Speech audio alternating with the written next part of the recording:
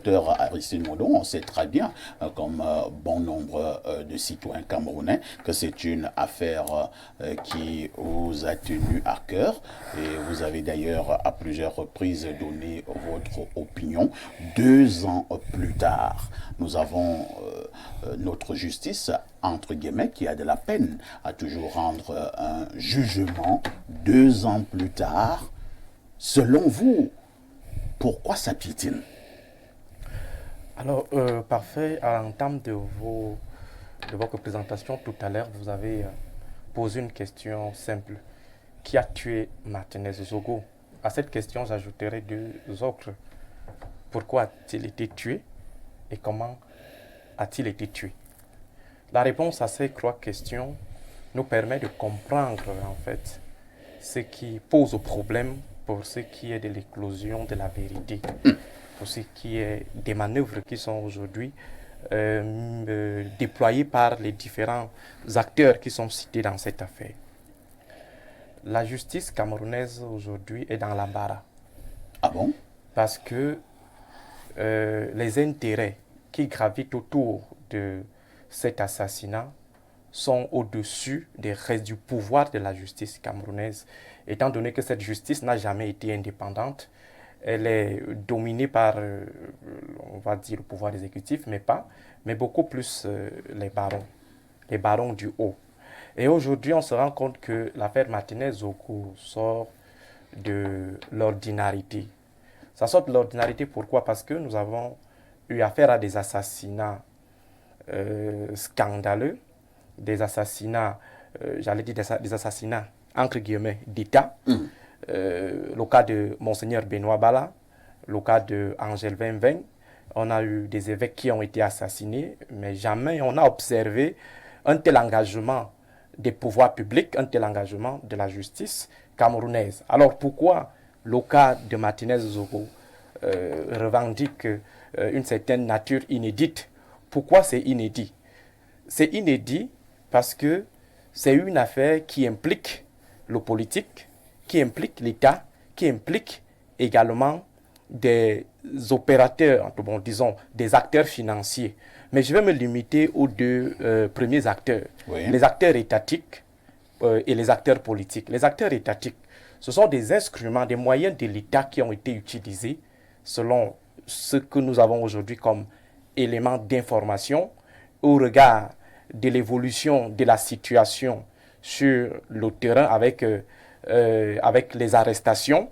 On peut dire, sans prendre assez de risques, de se tromper que la DGRE, qui est un instrument de l'État, on va dire, bon, la DGRE ou les responsables de la DGRE n'a encore été officiel. Oui, mais la DGRE, les éléments de la DGRE, de M. Daoui par exemple, il a fait des affirmations. Aujourd'hui, le directeur de la DGRE, M. Eko, est en prison. Nous ne disons pas que c'est lui ou alors, mais on dit tout simplement que la DGRE est citée dans cette affaire. Et c'est révélateur en fait du niveau d'implication de certains acteurs de l'establishment dans cet assassinat de Martinez Zogo. Maintenant, on a parlé des acteurs politiques. Il faut dire aujourd'hui que la question de départ qui est généralement posée, à qui profite le crime? À qui profite le crime?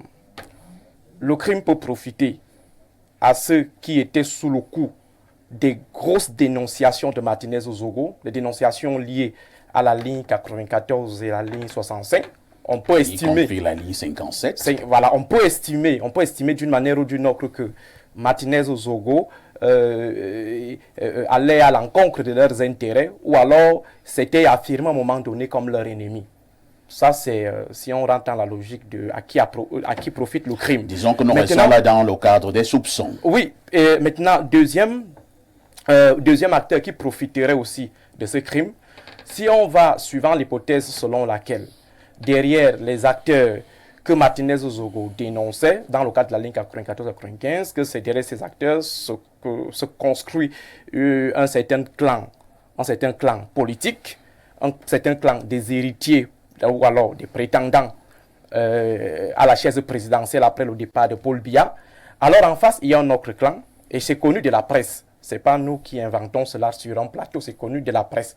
Maintenant, est-ce que l'autre clan, à un moment donné, n'a pas peut-être saisi l'occasion de cet assassinat pour asséner le coup ou pour prendre le dessus sur l'autre clan? Docteur, vous voulez nous faire comprendre qu'autour de l'affaire Martinez-Zogo, de cet assassinat, il y a aussi une guerre de clans. Exactement, exactement. Et c'est cette guerre de clans qui peut justifier aujourd'hui le caractère inédit de la récupération de ce dossier de manière effective, de manière assidue par la justice camerounaise. Parce que vous allez chuter. Parce que si on revient sur les autres assassinats et on se rend compte que jusqu'ici, il n'y a pas eu un tel déploiement, alors pour moi, il y a deux choses qui peuvent expliquer le fait qu'il y ait un engagement assez effectif des pouvoirs publics ou de la justice. Le premier élément étant ici l'utilisation des ressources de l'État et également par le fait que les clans trouvent un intérêt spécifique à ce que la justice puisse se manifester de manière libre et transparente. Merci, docteur, pour ce regard. Nous allons passer la parole au professeur Owonangini.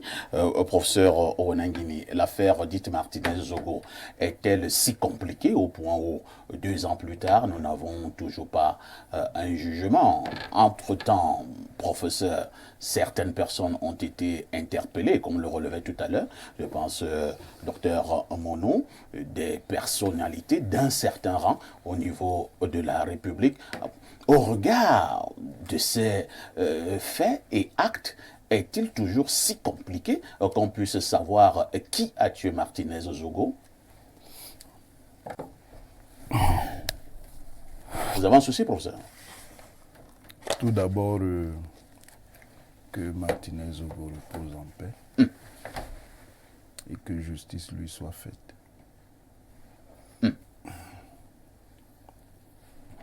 Cette affaire est une affaire glauque, une affaire noire, une affaire qui est susceptible de ternir l'image de notre pays. Au-delà des institutions du gouvernement, comme certains veulent le dire, c'est l'image du pays qui est ternie. Certes, nous sommes habitués dans le monde actuel à de tels scandales, mais le niveau de violence et de sauvagerie qui s'est exprimé à l'occasion est inacceptable. Cela étant dit, c'est une affaire extrêmement complexe. Et c'est précisément parce qu'elle est complexe qu'elle peut susciter de l'embarras.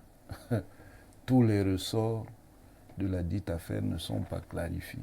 Pourquoi l'affaire est complexe? L'affaire est complexe parce que elle semble présenter différents niveaux. Il y a des niveaux qui ont trait à des règlements de compte individuels, interindividuels.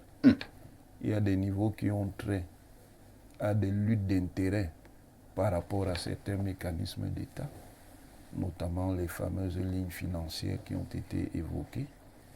Il y a des niveaux qui sont liés au fait que, manifestement, tel que l'affaire s'est structurée, elle implique directement ou indirectement des cercles de pouvoir importants. Et à l'intérieur de ces cercles, à tort ou à raison, certaines personnalités sont suspectées d'y être impliquées.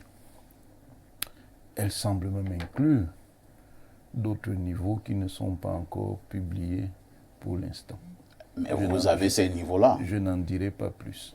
Vous connaissez, mais vous ne dites pas. Je n'en dirai pas plus.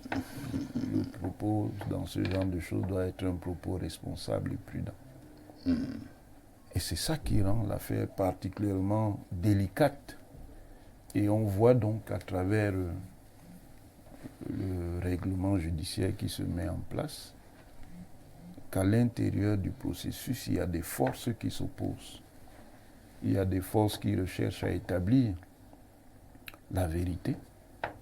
Et dans ces forces, il y a l'État du Cameroun, pour la raison simple que cette affaire a créé de sérieuses secousses à un très haut niveau de l'État. Il est donc question de clarifier les choses. Mais en même temps, on voit bien, et c'est ce qui renvoie peut-être à ce que le docteur Monod appelle des luttes de clans. On voit bien qu'il y a un rapport de force entre des acteurs qui semblent avoir des intérêts divergents dans l'évolution de la situation. Mais ce qui est clair, c'est que l'évolution des choses, malgré tout, commence à mettre en place ce qui s'est passé. Et les prochains mois, nous apporterons des éléments qui vont clarifier la situation. D'accord. Rendez-vous est donné selon le professeur dans les prochains mois. Alors, Pierre Blériot-Niémé, qu'on a vu avec quelle prudence le professeur Rwona parle, on a vu la même prudence chez Maître Assira, moins de prudence chez Docteur Monod. Alors, le professeur Rwona parle de complexité. Le professeur Rwona soupçonne un certain niveau de l'État, des implications, ainsi de suite. Est-ce que la justice, qui devrait être froide, devrait tenir compte de tous ces paramètres? Est-ce que nous voulons savoir quels sont les clans qui bagarreraient autour de l'assassinat de Martinez Zogo? Est-ce que la justice doit en tenir compte? Est-ce que la justice ne devrait pas seulement faire son travail et nous dire qui a tué Martinez Zogo? Elle serait donc une justice totalement apurée ou épurée de toute forme de collusion. Martinez Zogo, parce que ça fait 2 ans, passé le temps de l'émotion, a été pris entre 2 feux. Ah bon? Martinez a été pris entre 2 feux antagonistes qui révèlent la réalité politique de l'État du Cameroun. Contrairement au professeur Onangine, je ne pense pas qu'il y a l'État d'un côté et autre chose de l'autre côté. Je pense qu'il y a l'État contre l'État. C'est-à-dire que c'est l'État qui affronte l'État. Et cette réalité, il est bon que le président Paul Biya lui-même la saisisse. En fait, moi, je me sers de cette affaire pour dire au président Paul Biya, voici le Cameroun que tu nous laisses. C'est l'État contre l'État. Martinez Zogo, entre guillemets, n'était qu'une quantité dans ce combat-là, une quantité négligeable. Ce n'est pas la personne. On m'a suivi tout au long. Mais dans ce combat-là, si tu étais n'importe qui, docteur Monod vous disait, des évêques sont morts, Martine. Je ne compare pas les humains. Mais la mort de Bala aurait dû faire plus de bruit que celle de Martinez. Non. Ça aurait pu être Martinez ou un gars qui pousse le pouce-pouce au marché Vogada, que la même implication de l'État, on la verrait aujourd'hui. Parce que le décès de Martinez Zogo révèle le caractère sombre des guerres intestines à l'intérieur d'un État. Et la justice, qui n'est que l'émanation de cet État-là, ne peut pas venir se prévaloir. Moi, voilà la prudence du grand professeur. Est-ce que la justice est prise dans cet étau? Non, la justice n'est pas prise dans cet étau. La justice appartient aux différents démembrements de l'État. C'est-à-dire la justice a certains de ses bras dans un camp et d'autres bras dans l'autre camp. Elle est donc tenaillée, elle est comme ça. La justice est chez Parfait et chez Niémé qui se battent. Elle appartient aux différents camps. C'est pour cela qu'il y a une forme de neutralisation. La justice n'est pas transcendantale ou transcendante. Elle n'est pas venue du ciel et elle s'est imposée aux hommes. Elle est immanente. C'est les différents groupes qui ont généré la justice. À quoi servirait donc encore la règle de droit? Non, la règle de droit est un prétexte. En fait, le droit exprime toujours un rapport de force. Actuellement, donc, c'est parce que les deux groupes sont suffisamment forts que ça se présente. Si c'était Niémec qui affrontait l'État, comment on m'aurait déjà arraché là, on m'aurait jeté n'importe où. Mais ce n'est pas Niémec. C'est l'État contre l'État qui se battent dans l'assassinat de Martinez Zogo. Ce n'est pas autre chose.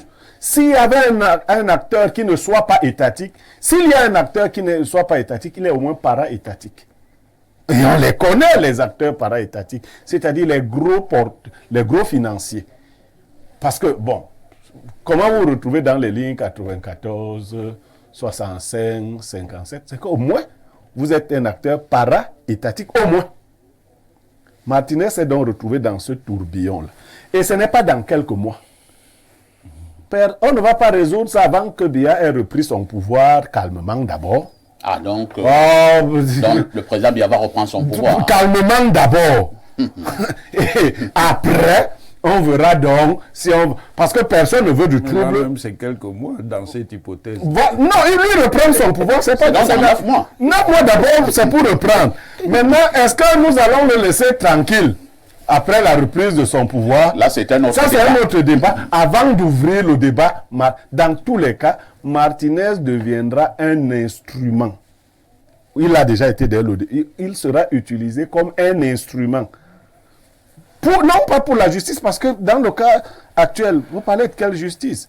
La justice est là pour servir ces deux États qui se battent. Merci. Abel Elimi Lobé, un autre débat a été donc né sur ce plateau. Il existait déjà naturellement affaire Martinez-Zogo, une affaire de justice ou alors un problème purement politique.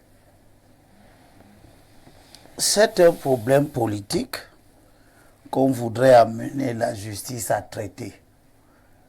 On peut même comprendre qu'elle le traite puisqu'il y a crime.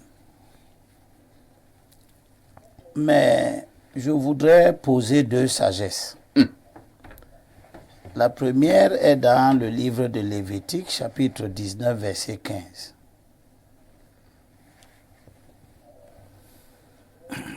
Il est recommandé à Moïse: vous ne devez pas commettre d'injustice dans le jugement. Vous ne devez pas commettre d'injustice dans le jugement. Tu ne dois pas te montrer partial envers le petit. Et tu ne dois pas avoir de préférence pour la personne du grand. Avec justice, tu jugeras ton compagnon. Ici, le livre sacré recommande que lorsque la justice est rendue, qu'elle traite le petit et le grand exactement de la même manière. Et s'il n'y a ni petit, il n'y a pas de petit ici. Ça lui rendra donc la tâche plus facile. Plus difficile. Si tout le monde est grand, on dit de ne pas traiter les grands avec préférence. Si c'est les petits, c'est plus facile puisque eux, ils n'ont pas de protection. Mais ici, je convoque la Constitution qui dit que dans son article 37, dans l'organisation du pouvoir judiciaire, la justice est rendue sur le territoire de la République au nom du peuple camerounais. Cela veut donc dire que le peuple camerounais a un droit de regard sur ce que font les juges, sur la manière dont ils rendent la justice.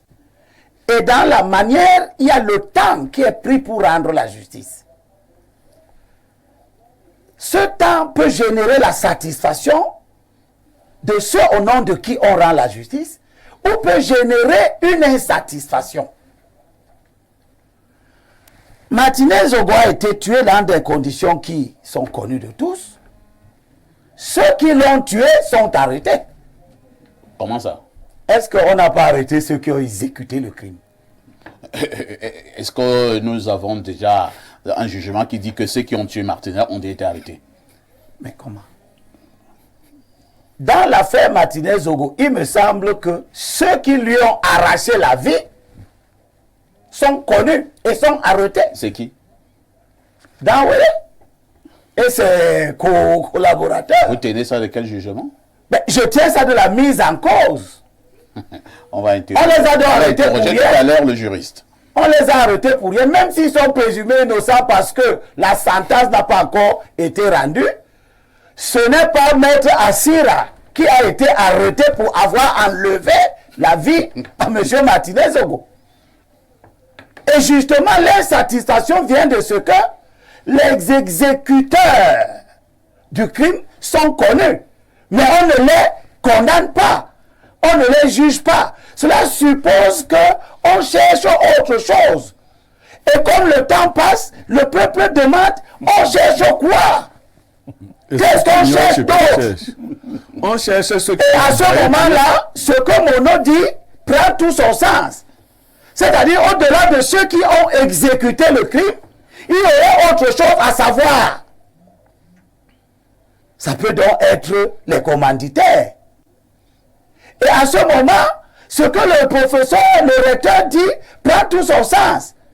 Que les commanditaires appartiendraient probablement à des structures étatiques qui ont pris l'État en otage et qui s'affrontent. C'est pour ça que la justice semble bloquée. Et ça nous apprend donc politiquement quelque chose. Parce que la Constitution dit, dans l'alinéa 3 de l'article 37, le président de la République est garant de l'indépendance du pouvoir judiciaire. Et vous avez entendu tous les professeurs ici, et les docteurs, et etc., montrer la question de l'indépendance. Et je termine en disant, la réflexion que vous nous soumettez ce matin renvoie sur la qualité de cette justice et de son indépendance. C'est précisément pourquoi, probablement, Bala a été tué, mais la justice n'a pas fonctionné. Personne n'a été mis en cause, aucune enquête judiciaire n'a été faite, mais avant Bala, d'autres crimes. Il y a quand même eu une enquête qui avait été ouverte. Elle était judiciaire. Une enquête avait été ouverte dans le cadre de l'affaire Monseigneur Bala. Elle n'a pas été fermée seulement. Voilà. Ah, elle a été ouverte sans être fermée. Donc elle est Je en pense cours. qu'à un moment donné, on a même eu des informations selon lesquelles on nous a fait comprendre que Monseigneur Bala était mort de noyade. Oui. Puisqu'il y a eu l'autopsie qui avait été effectuée, on l'a c'est déclaré. la bonne information. On l'a déclaré. Mort de suite de noyade. Il était mort sur de noyade. D'accord. Et d'autres. Vous avez des doutes à cela? Pas moi, toute la société.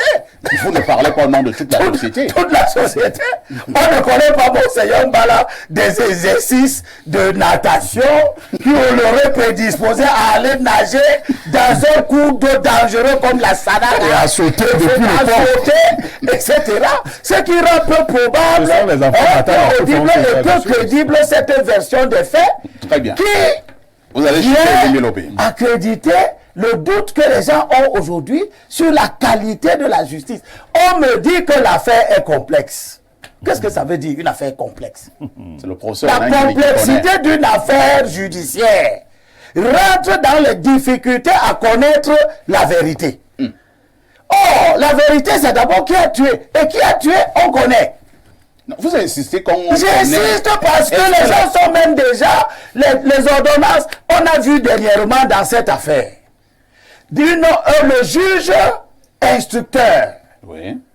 et nous en avons parlé sur ce plateau, le juge instructeur a rendu une ordonnance de remise en liberté d'un certain nombre d'acteurs. Et les commentaires que je viens d'entendre accréditent ce que nous avons vu à l'époque.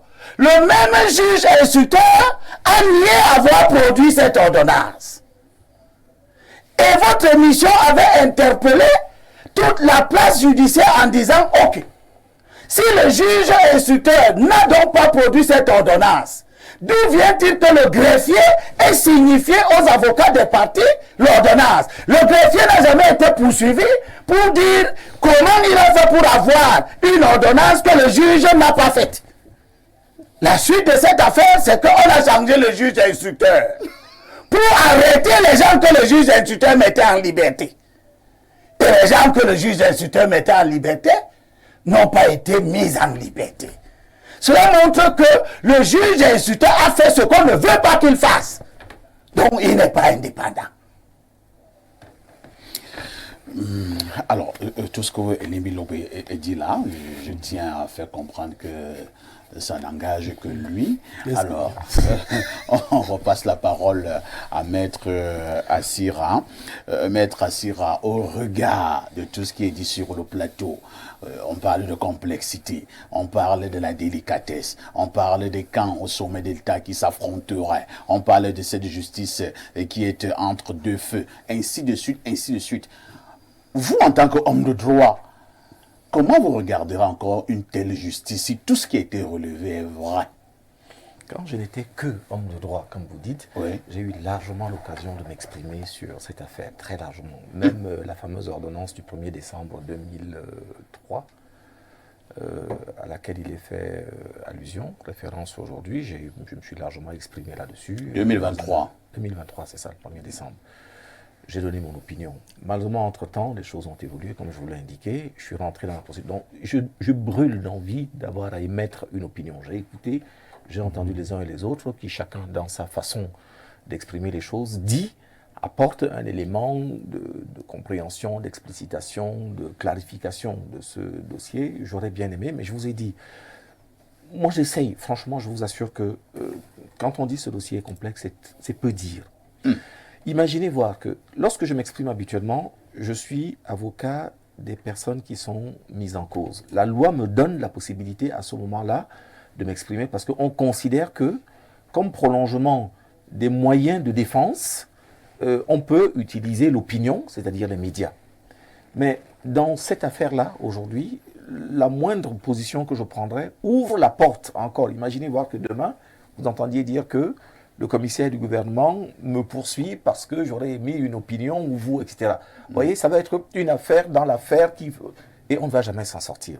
Donc je vais essayer de rester aussi conforme que possible aux éléments de la loi. Je vous dis, je brûle d'envie. Il m'est arrivé de m'exprimer parce que je considère que ce que a subi ce monsieur, qui est d'ailleurs ce qui devrait nous interpeller, nous tous, ça nous intéresse dans le sens où chacun d'entre nous a souvent une opinion, parfois extrêmement sévère, un peu critique vis-à-vis du régime, et que finalement nos vies, notre survie ne tient peut-être qu'au fait que dans le spectre où les gens décident de qui doit vivre ou qui doit mourir, notre nom n'a peut-être pas apparu. Donc je pense que nous sommes obligés de considérer ce cas comme étant un cas qui nous concerne nous-mêmes.